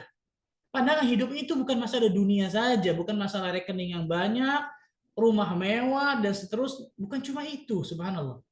Bukan cuma itu. Tapi kebahagiaan itu ketika seorang beriman, beramal saleh. Siapa yang akan jamin tadi itu? Ketika anak ibu mungkin masuk ke perusahaan US dollar luar biasa, tapi dia nggak dapatkan iman dan amal saleh di sana. Dia nggak dapatkan takwa di sana. Siapa yang bisa jamin tentang masalah itu? Subhanallah. Jadi saya ingin mengajak para orang tua juga proporsional dengan masalah ini. Ketika memang diri nggak mau, anak itu nggak mau, kita nasihati, mungkin kita maunya mungkin di sini, sudah berarti ini yang terbaik menurut Allah bagi dirinya, sudah. Kita hanya orang tua hanya bisa doakan. Ya Allah, semoga Allah berikan keberkahan kepada anak saya, Allah, dengan apa yang dia pilih tersebut. Selesai. Itu lebih nikmat luar biasa, kan gitu ya. Karena kan ibu sudah maksa, betul ya, sudah nasihati, ketika anaknya sudah sini, pintar, Masya Allah. Tapi Allah takdirkan gitu. Dan banyak teman-teman saya yang seperti itu kok, Masya Allah. Dan Allah takdirkan, Masya Allah, hidupnya Masya Allah juga, kok bagus juga. Tapi tadi ya pandangannya harus dirubah dulu, bukan hanya duniawi luar biasa nih kebahagiaan besar, bukan. Berapa banyak orang dapatkan dunia hidupnya di rumah nggak mau, kayak nggak tenang dalam hidupnya. Masuk ke rumah mau keluar lagi, seakan-akan rumahnya neraka bagi dirinya. Nggak dapat ketenangan, subhanallah. Berapa banyak kecil luar biasa orang-orang yang di perusahaan, masya Allah, tapi kerjaannya naudzubillah min dzalik, keburukan, korupsi, selingkuh sama orang, banyak luar biasa. Jadi kita nggak tahu masalah itu, subhanallah. Jadi saya ingin mengajak diri kita dari proporsional dalam segala hal, terutama orang tua, subhanallah, proporsional dalam segala hal. Ketika kita sudah nasihati yang kita inginkan anak tersebut, dia nggak mau, sudah kita angkat tangan, ya Allah berikanlah yang terbaik dari pilihan anakku tersebut. Itu jauh lebih baik. Itu jauh lebih baik, subhanallah. Itu jauh lebih baik, subhanallah. Wallahu taala musta'an. Jazakumullahu khairan, Ustaz. Pertanyaan selanjutnya. Assalamualaikum warahmatullahi wabarakatuh.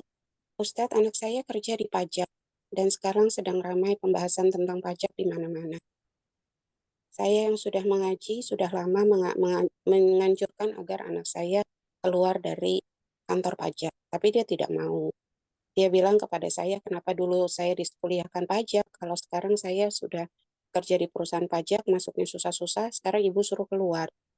Saya bilang dulu saya tidak mengerti dan maafkan kebodohan ibu. Dan sekarang ibu sudah tahu ilmunya. Ibu tidak mau kamu di neraka. Lalu dia bantah lagi, memang ibu Tuhan tahu neraka dan akhirat saya.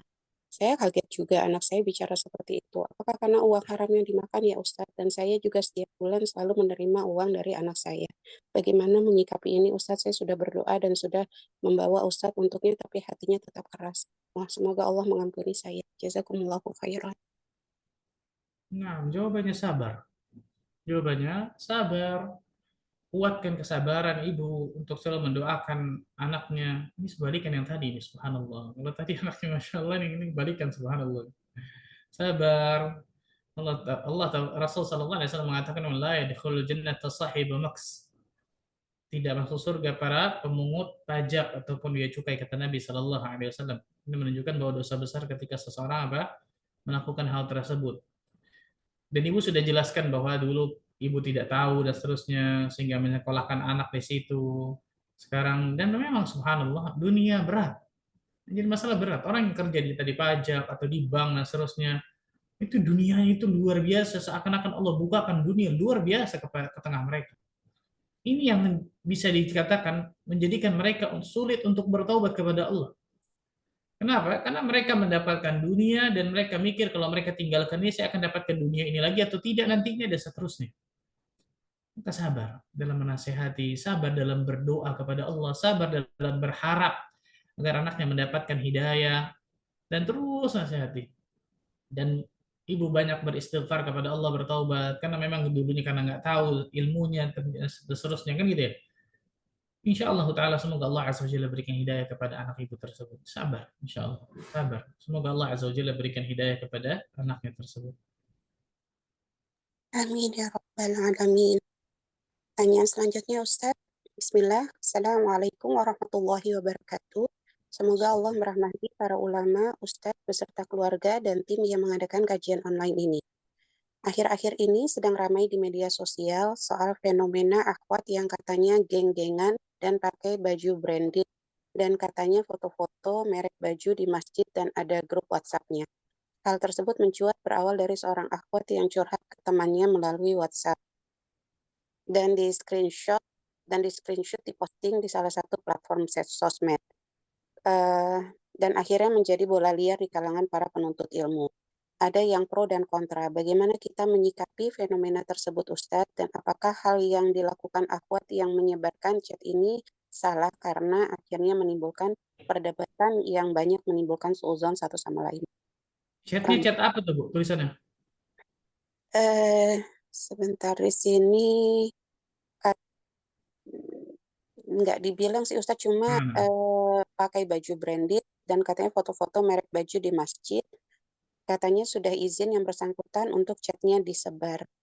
Nggak dibilang Ustadz terkait pakaian branded di masjid ini Ustadz bagi para Nah, penuntut ilmu.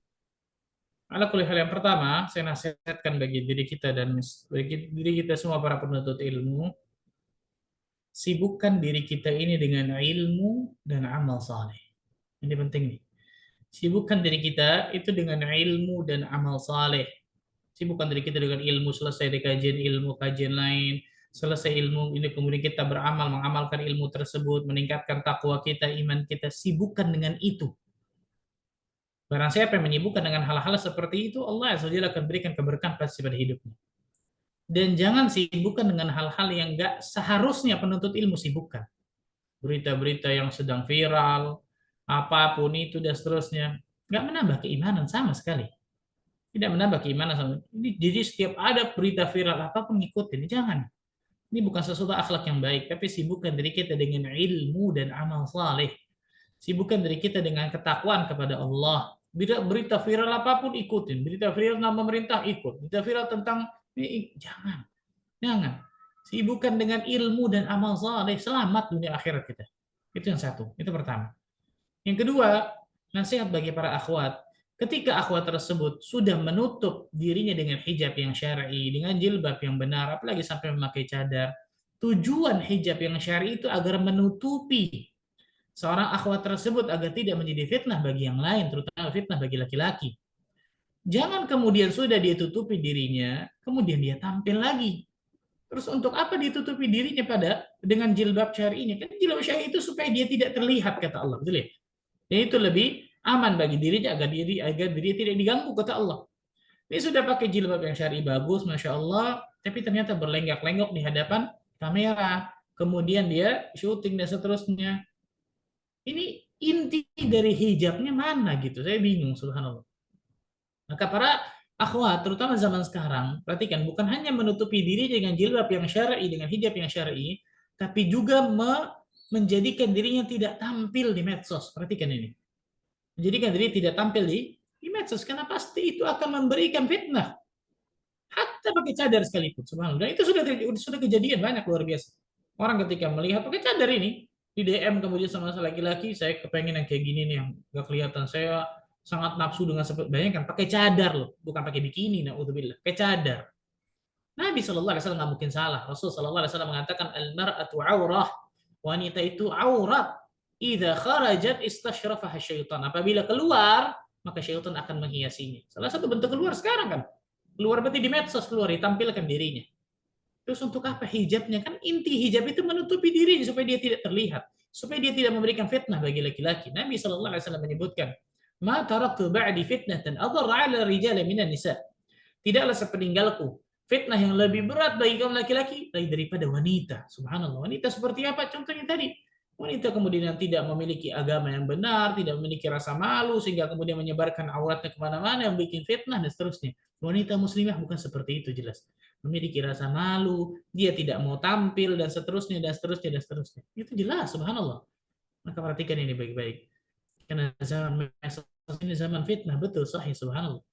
Yang ketiga, tambah lagi tadi, ketika pamer barang branded dan seterusnya. Pertanyaan, untuk apa?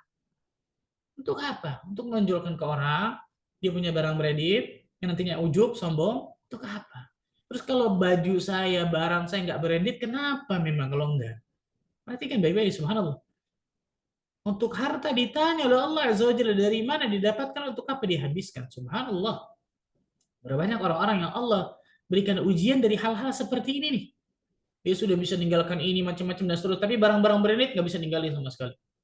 Terus sayang subhanallah. Saya nggak katakan ini haram ya, tapi ditakutkan hal tersebut itu akan mengantarkan dirinya kepada ujub. Ditakutkan hal tersebut akan mengantarkan diri kepada pemborosan masalah harta kan gitu. Punya tas, masya Allah luar biasa. Tas apa tuh? Hermes apa subhanallah, ratusan juta dan seterusnya. Pertanyaan, untuk apa? Kalau itu kita butuhkan, silahkan, nggak ada masalah, betul ya? Kalau itu butuh, itu lain cerita. Misal seseorang punya jam, mungkin dia mahal. Kenapa? Karena dia dagangnya ternyata kepada orang-orang yang kaya, mungkin dagang emas, dagang apa, sehingga dengan dia ada jamnya saja orang lihat, oh orang percaya sama dia, dia dagangnya benar, jamnya aja mahal. Misal contoh butuh, atau butuh masalah mobil dan seterusnya, itu lain cerita. Butuh silahkan kalau butuh. Tapi kalau hanya kemudian memenuhi gaya hidup saja, lifestyle saja, nggak akan selesai itu. Sampai kapanpun nggak akan selesai. Nggak akan selesai. Subhanallah. Bukan berarti nggak boleh pakai barang bagus ya, bukan itu. Salah, bukan. Subhanallah. Yang bagus itu belum tentu harganya selangit gitu maksudnya. Kalau bagus memang harganya agak sedikit mahal, tapi kita butuh menggunakannya, silahkan kan gitu. Saya dulu punya sendal. Sendal itu memang saya gunakan. Sendal itu subhanallah qadarullah mahal loh sendal itu. Karena kaki saya qadarullah sakit. Di tumit itu plantar fasciitis. Jadi harus pakai sendal itu.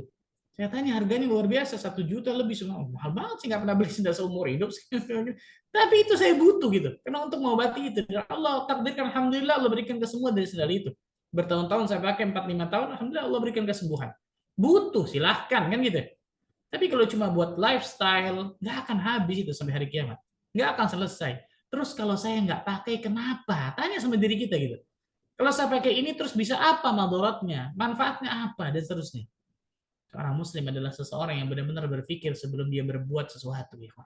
Wallahu a'lam bishawab. Jazakumullahu khairan Ustaz. Pertanyaan selanjutnya, Ustaz, ketika acara besar, saya datang terlambat dan duduk paling belakang. Terus panitia nanya sama saya, asal saya dari mana. Karena tahu saya dari luar kota, salah satu panitia datangi saya dan saya diantarkan duduk paling depan. Apakah saya salah jika duduk di depan Ustadz? Dan pertanyaan serupa, Ustadz, eh, saya beberapa kali Ustadz, saya selalu hadir lebih awal dan saya dapat duduk di depan. Tapi selalu saya disuruh pindah karena katanya ini ada panitia, jadi saya disuruh pindah. Saya memang menyerahkan Ustadz, tapi saya tidak ikhlas. Kenapa harus selalu orang-orang yang sepertinya bukan panitia, tapi selalu harus dipindahkan. Akhirnya saya dapat paling belakang dan saya kurang dapat mendengar materi dari Ustadznya karena di belakang selalu berisik orang-orang selalu berbicara satu sama lain. Mohon nasihatnya untuk para panitia dan diri saya, Ustadz, supaya saya bersabar. Apakah ini memang takdir saya selalu harus duduk di belakang? Jazakumullah khairan. Yang kedua adalah ini nasihat yang kedua untuk para panitia, jangan melakukan hal-hal seperti itu kecuali dalam keadaan darurat. Darurat saya katakan tadi ya memang ada nama-namanya khusus dan seterusnya atau memang ada masalah tertentu, tapi secara umum lebih baik jangan dilakukan kan gitu ya. Untuk pada para panitia disebutkan. Yang kedua, bagi yang bertanya tadi, ibu atau siapa yang bertanya, husnudzan lah. Berbaik sangkalah kepada manusia, karena kalau nggak baik sangka baik bahaya. Ada ya baperan bagi diri kita, kemudian masuk syaitan ke dalam hati kita, suudzon, jangan. Ketika Allah takdirkan kita seperti itu, ini nggak boleh nih. Saya tahu nih ini perbuatan nggak boleh, kasih tahu ini saya nggak boleh. Tapi afwan ini udah sudah. Tugas kita selesai, tinggal ke belakang selesai. Betul ya? Allah takdirkan ternyata di belakang mungkin nggak jelas dan seterusnya. Insya Allah berarti ke depannya saya harus lebih jelas lagi nanti. Mungkin ke depan sebelah sini yang tidak ada panitia yang nggak yang bukan tempat yang memang di tag dan seterusnya kan gitu ya. Itu lebih lebih menenangkan bagi diri kita karena ditakutkan kalau kita terus menggulung diri kita di situ, syaitan masuk itu pasti. Syaitan masuk di situ. Kita sampaikan nasihat kita, orang itu terima, alhamdulillah, nggak terima selesai. Tapi nasihat bagi para panitia jangan lakukan itu jelas. Jangan lakukan hal tersebut tadi contoh real, jadikan hati seorang sakit, nggak ridho dan seterusnya itu bahaya luar biasa. Bisa jadi naudzubillah zalim kepada orang. Tapi bagi diri kita yang terkena hal tersebut, qadarullah masya'afa'al. Allah takdirkan seperti ini, coba hisab dirinya, coba muhasabah dirinya. Kemudian juga tadi apa? Husnudzan lah, berbaik sangka kepada orang lain. Jangan suudzon. Suudzon syaitan pasti akan masuk. Kalau syaitan masuk satu pintu itu akan menggulung terus-menerus tuh. Sudah, maafkan sudah. Insya Allah saya maafkan itu. Insya Allah dengan itu sih mudah-mudahan saya bisa dimaafkan juga dosa-dosa saya oleh Allah Azza wa Jalla. Itu yang kedua tadi. Yang pertama, tadi apa yang pertama? Subhanallah saya lupa.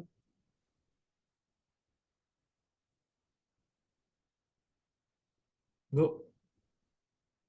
Afwan Ustaz, beliau datang duduk di belakang, qadarullah, ditanya. Nah, terus disuruh ke depan oleh Ya, panitia.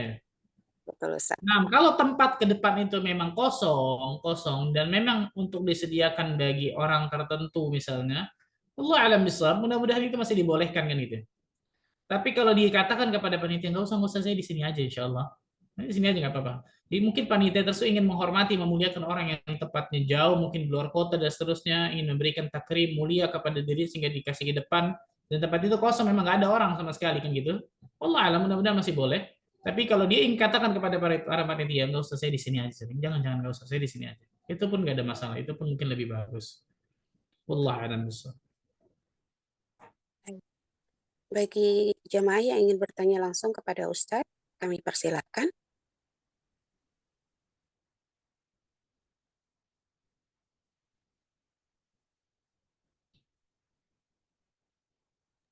Baik Ustaz, belum ada yang bertanya, izin Ana melanjutkan. Uh, Ustaz, suami saya kalau bertemu dengan orang-orang kafir dan orang-orang yang fajir biasanya berpenampilan najis Ustaz dengan barang-barang mahal, mobilnya, jamnya, jasnya, sebagainya. Tapi kalau bertemu dengan orang-orang biasa sangat sederhana. Bahkan suami saya seringkali memberikan barang-barang yang dia sayangi, yang dia cintai kepada orang-orang yang meminta. Saya terkadang kesal, Ustadz, itu kan barang mahal. Lalu saya bilang, lalu suami saya bilang, berilah apa yang engkau cintai. Jangan memberi yang engkau tidak cintai, karena itu lebih baik di sisi Allah. Apakah itu benar, Ustadz, pendapat seperti itu? Mohon nasihatnya, Ustadz. Jawabannya benar, Bu. Lan tanalul birra hatta tunfiqu ma yuhibbun, kata Allah. Kalian tidak akan mencapai derajat bir, kebaikan yang tinggi luar biasa, sampai kalian menginfakkan sesuatu yang kalian cintai. Itu berat itu. Sahih berat. Dan saya sangat mengapresiasi apa yang dilakukan oleh suaminya tadi. Barang yang dia cintai, dia kasih. Di sini bukan nggak boleh kita memiliki barang yang kita cintai, bukan.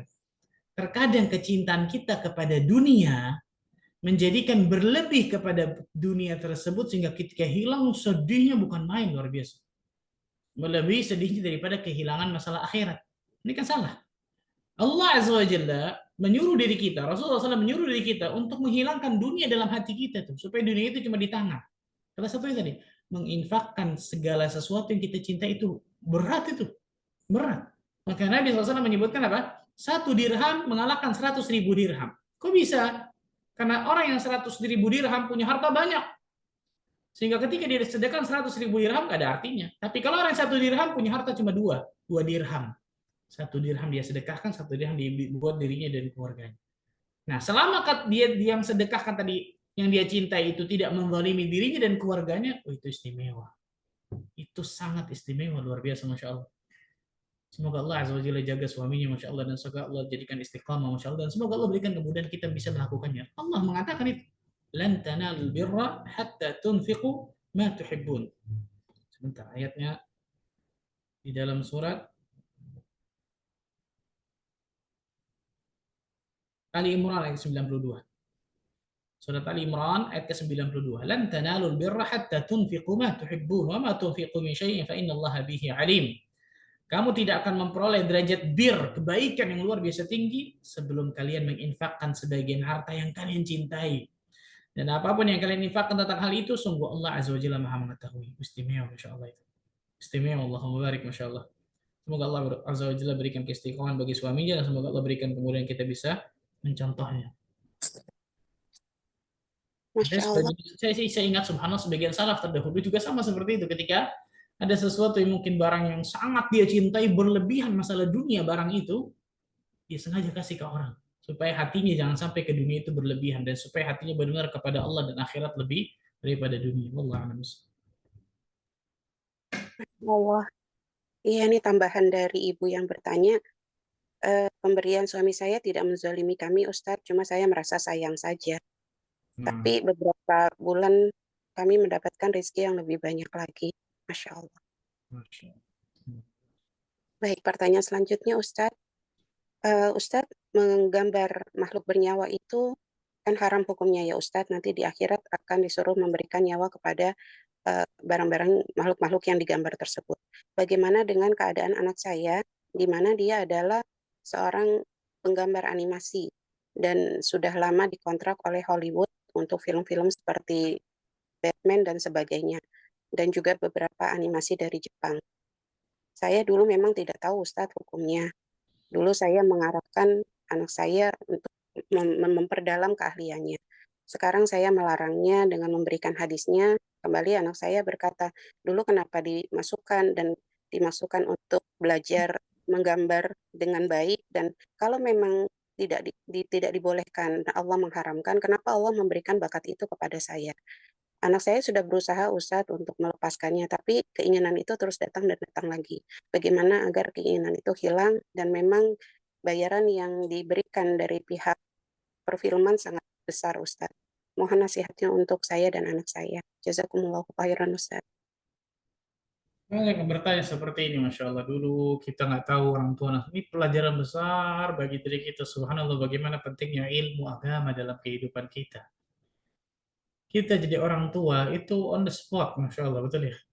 Jarang dari diri kita mengetahui ilmu tentang rumah tangga, ilmu tentang mendidik anak, ilmu tentang parenting yang benar dalam Islam, ilmu menjadi suami yang benar, istri yang benar, nikah, nikah, selesai. Kan gitu. Padahal ilmu itu luar biasa. La ilmu qabla al-qawli wal amal. Berilmu sebelum berkata dan beramal itu luar biasa, masya Allah tuh. Karena orang-orang yang melandasi perkataan dan perbuatannya dengan ilmu pasti hasilnya berbeda dengan orang yang tidak melandasi perkataan dan perbuatannya dengan ilmu. Ini pelajaran besar bagi diri kita para orang tua. Hati-hati, subhanallah. Hati-hati sama masalah tersebut. Yang kedua, banyaklah beristighfar dan bertaubat kepada Allah Azza wa Jalla, wahai para orang tua yang mungkin dulunya nggak tahu tentang masalah tersebut. Allah Azza wa Jalla Ghafur Rahim. Yang ketiga, sebagaimana orang tua dulu sabar menyuruh anaknya untuk belajar, menyuruh anaknya untuk masuk ke dalam satu sekolah yang memang dia inginkan ternyata itu tidak boleh, maka sekarang pun orang tua dituntut untuk sabar mendakwakan anaknya. Tentu orang tuanya sabar betul deh. Nah, belajar, nah ini supaya supaya apa sukses, supaya ini. Sabar orang tua tuh soal nasihatnya saya gitu. Nah, sekarang ketika tahu hukumnya ternyata nggak boleh nih tadi tuh. Kerja misalnya pajakan yang dimasukin sama orang tua. Kerja di tadi ilustrasi yang ternyata ada hal-hal yang ternyata tidak dibolehkan dalam Islam kan gitu. Itu sabar orang tuanya menyuruh tuh untuk belajar dan seterusnya. Maka sama seperti itu orang tuanya pun harus sabar di dalam mendakwahkan anaknya dengan super sabar.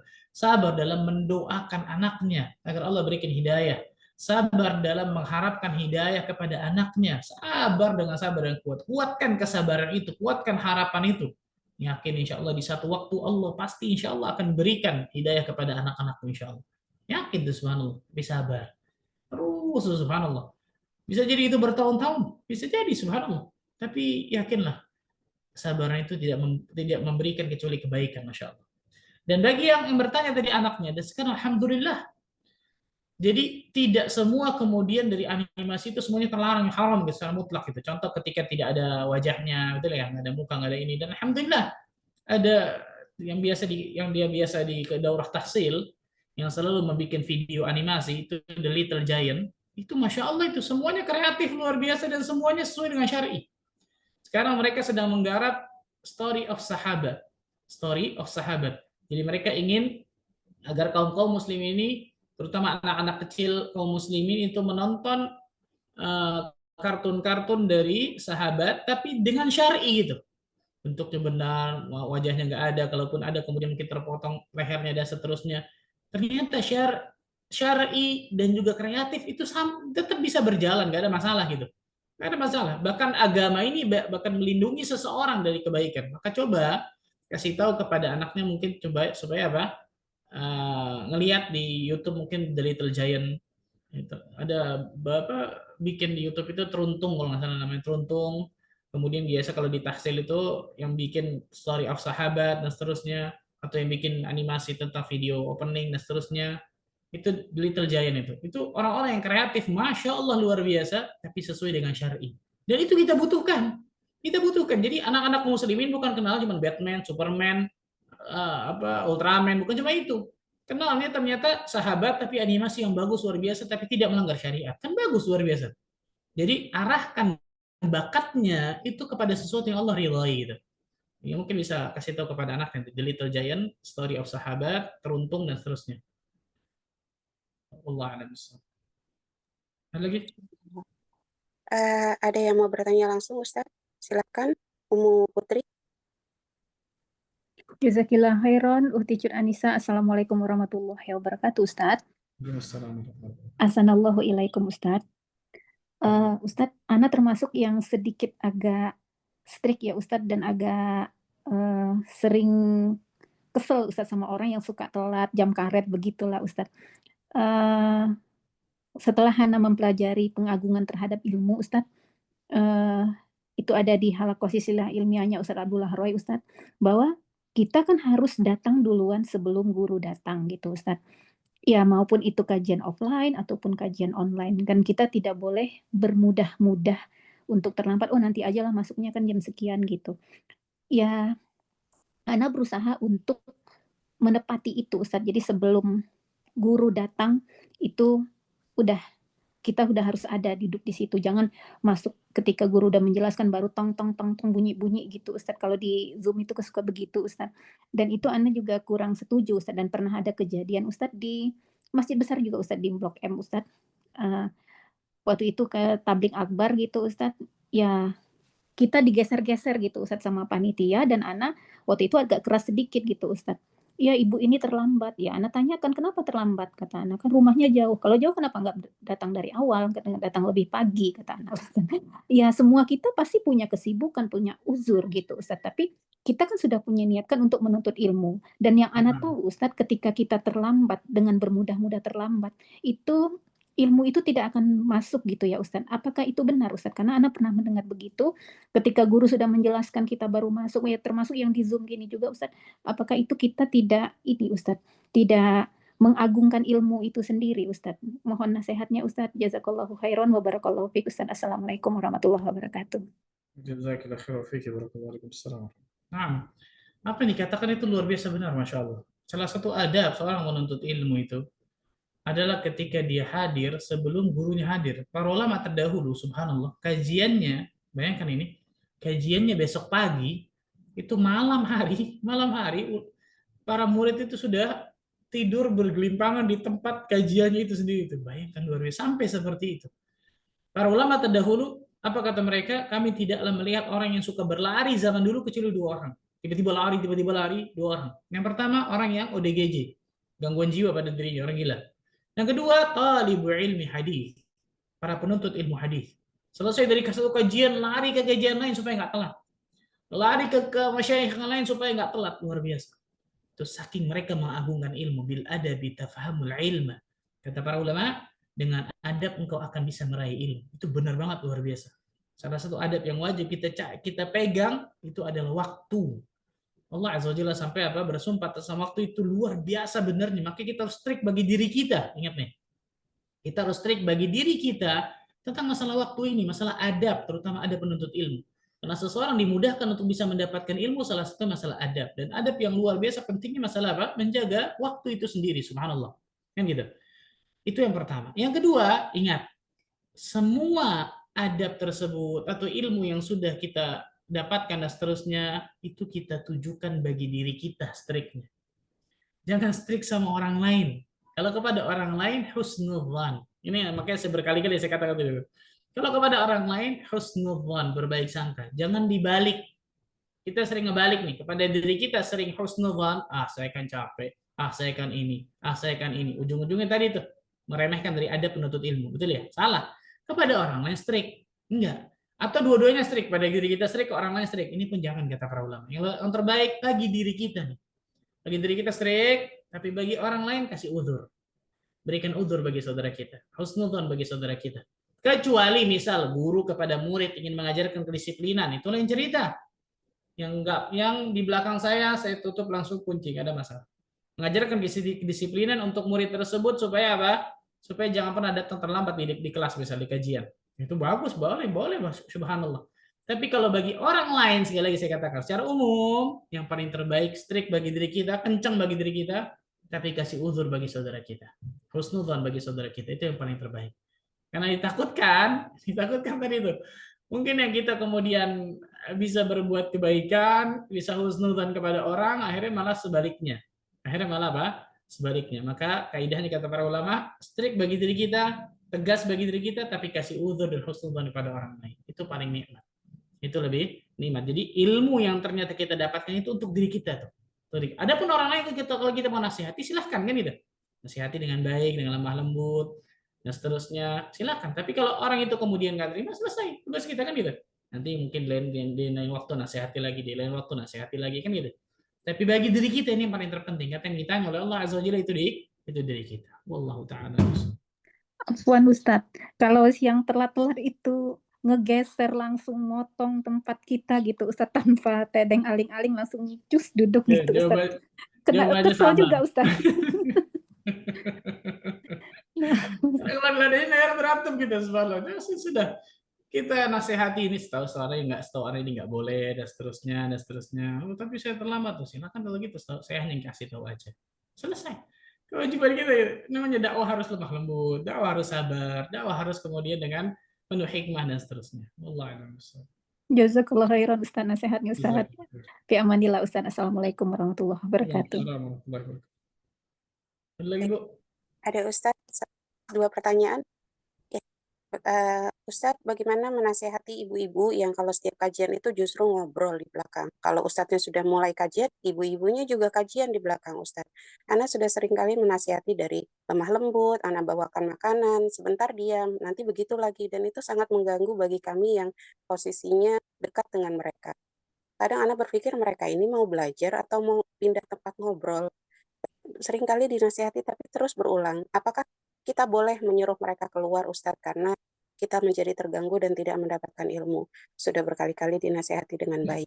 Dan pertanyaan kedua Ustadz terkait dengan apa Ustadz yang apakah yang dimaksud 73 aliran Islam dan hanya satu yang masuk surga? Ini bagaimana menyikapi dan bagaimana harus bertoleransinya Ustadz? Jazakumullahu khairan. Nah, yang pertama jelas kalau kita mau nasihati tadi, nasihati dengan sabar, lemah lembut dan seterusnya. Tapi memang ini di antara banyak penyakit. Hatta seorang ustadz pun terganggu dengan hal-hal seperti ini. Subhanallah, ada sebagian kajian berkali-kali kemudian dikasih tahu ibunya tenang, jangan berisik. Subhanallah. Tapi ini di antara Allah takdirkan mungkin kelebihan, tanda kutip ya, kelebihan ibu-ibu, kelebihan para akhwat ini. Subhanallah, Allah takdirkan kemudian lisannya harus banyak berbicara dalam satu hari. Kalau enggak ada yang kurang, subhanallah.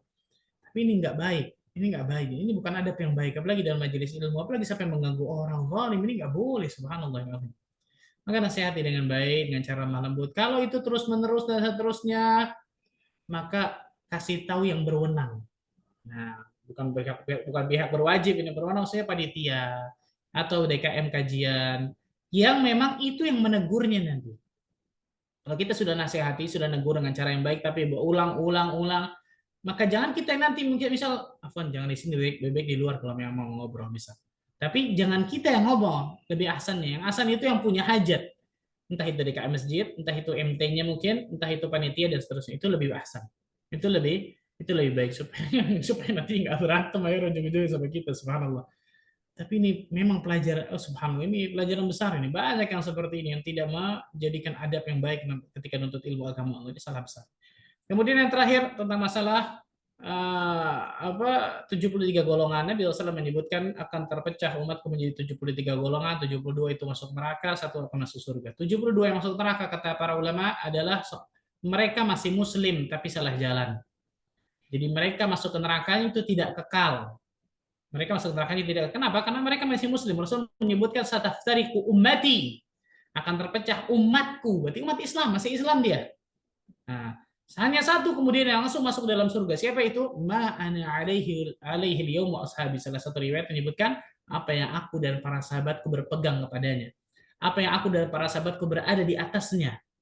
Maka bagi diri kita, maka jelas wajib bagi diri kita untuk memegang ini. Bahwa kebenaran itu cuma satu, nggak berbilang. Al-Quran dan As-Sunnah yang difahami dengan pemahaman salafus salih. Itu yang benar. Al-Quran dan As-Sunnah difahami dengan salafus salih. Pemahaman para sahabat terdahulu dan ulama-ulama salafus salih terdahulu. Itu yang pasti benar. Adapun yang lain, jelas itu saudara kita. Nah ini, kalau tanya toleransinya gimana? Itu seorang muslim, tapi muslim itu salah jalan. Kewajiban kita untuk menariknya, mendakwahkannya dengan sabar, dengan lemah lembut, dan seterusnya. Kan gitu ya? Nah itu disebutkan para ulama. Itu mungkin Allah Ta'ala besar yang bisa saya sampaikan. Semoga Allah Azza wa Jalla berkahi pertemuan kita. Semoga Allah jadikan diri kita termasuk golongan hamba-hamba Allah yang selalu Allah berikan hidayah taufik untuk meniti siratal mustaqim sampai nantinya Allah wafatkan diri kita semua dalam keadaan husnul khatimah. Barakallahu fikum. Subhanakallah bihamdika asyhadu an la ilaha illa anta astaghfiruka wa atubu ilaik. Wassalamualaikum warahmatullahi wabarakatuh. Waalaikumsalam warahmatullahi wabarakatuh. Jazakumullahu khairan barakallahu fikum Ustadz untuk materi dan kajian hari ini. Masya Allah, semoga menjadi manfaat bagi Ustadz dan kami semua dan semoga Allah mudahkan kita untuk mengamalkannya. Amin ya rabbal Amin ya alamin. rabbal alamin. Jazakallah khair Bu, saya izin live. Terima kasih banyak. Insyaallah. Barakallahu fikum. Tafadhol Ustadz. Subhanakallah bihamdika asyhadu an la ilaha illa anta astaghfiruka. Assalamualaikum warahmatullahi wabarakatuh. Waalaikumsalam warahmatullahi wabarakatuh. Barakallahu fikum. Untuk umat semua, jazakumullah khairan sudah hadir di kajian kami Majelis Taklim Tazkiyatun Nafs. Semoga ilmu yang disampaikan Ustadz bermanfaat untuk Ustadz dan bagi kita semua.